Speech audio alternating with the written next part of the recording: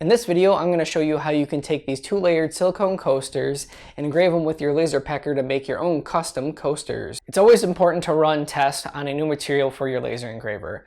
I bought a couple extra coasters knowing that I was going to be running tests, and I figured out a few things from that. One of the things is you don't want to apply too much heat because it bubbles up and then it causes your design to be distorted. It also doesn't have as crisp of lines when it is run at a high setting. So because of this, you're going to have to run multiple passes. Another thing is these coasters are 98 millimeters by 98 millimeters, and the square working space for the LaserPecker 4 is 100 millimeters by 100 millimeters. And what happens is there's fall off as you get to the corners of that working space. Now when testing in the center of the laser, I could easily get through with my settings with one pass. When I moved to the corner of the working area, it was not getting through all the way. There was clearly fall off from the laser. I tried several things, including increasing the power, doing multiple passes, and even moving the laser closer to the coaster to hope that the focus distance would be a little better. None of those really worked well.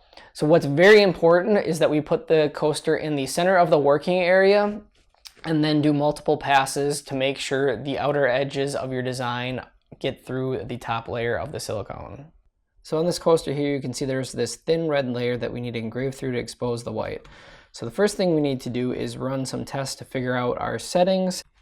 So what we're gonna do is just go into the app and we're going to make a rectangle that's filled and just do like a height or a width of 3, height of 2. I like to do a rectangle, and we're gonna just put that in the center. So what I'm gonna do is I'm gonna run this rectangle multiple times. First with one pass, then shift it over, do 2 passes, shift it over, do 3 passes, etc. And the reason we have to do a bunch of these right away is because we're gonna have to then take this and wash it off with some soap to see what the results look like. And that's gonna be our test. And then this is the new software, so I'm doing this general engraving setting, and I want to do my final engraving at 4K, so I want to do my test at 4K. And then I'm going to be using the 450 nanometer laser with 5% power, 1% depth, and then this is actually going to be one pass. And then we're going to run that.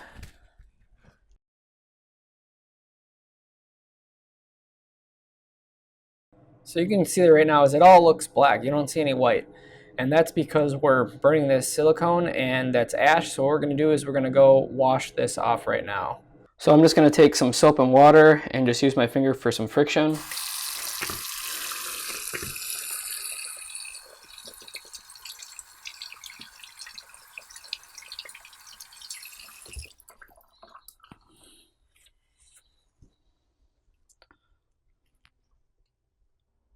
So now I'm going to do a very small test of this design to see that with these settings it still gets through this red all the way before I do some full coasters.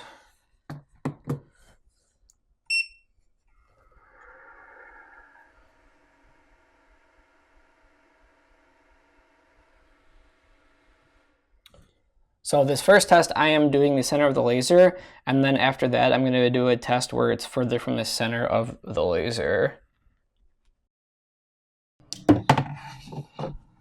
So now what I'm going to do is take the design and move it towards the outer edge of where the laser can hit and run it to see if it still gets through.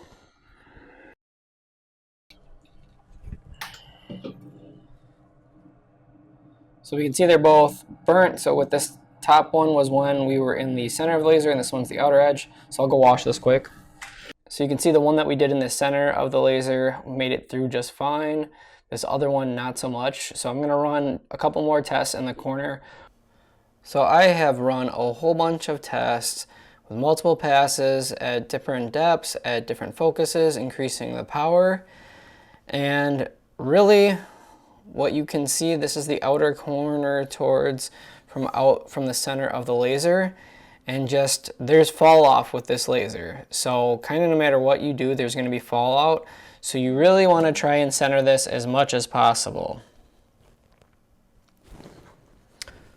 So we're going to run a full design test on one of these. Hopefully it doesn't get messed up too bad. But the important thing here is that it's centered. So usually I would want to have screws in 2 of these nicely so that I can have just a nice corner to slide this into. But this coaster is 98 millimeters wide, will be in a little bit from the center, but that's really getting to the fall for this laser. So what we're going to do is we're going to center the coaster, and then we're going to slide these brackets up on the side to make a corner. So first I have a guide later that's a square that's the same shape as the coaster.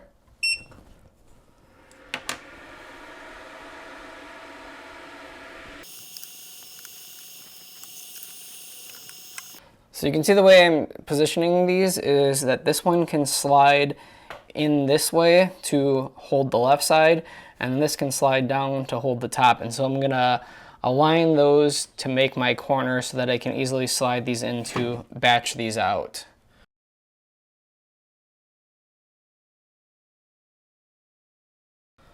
So there, what you can see me do is I had a guide for the full outer part of the coaster, and then I also had the shape of the actual engraving, switching between those two and trying to align the left side and the top side, also pulling the coaster in and out to make sure that I have it set up correctly, and looking at the design to kind of look like the spacing around the edge looks like it's pretty even to help and not just use the guide box.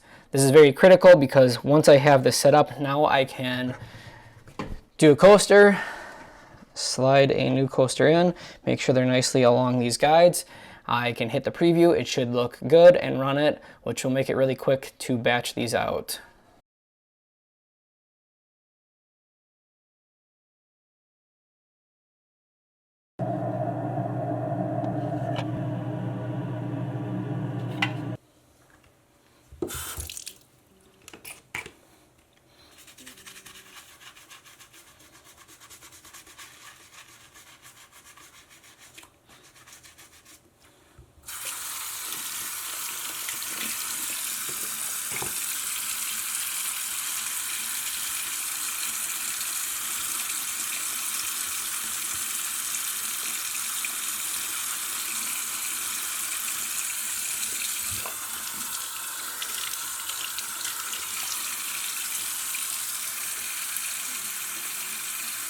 So here's the final result. I'm really happy with it.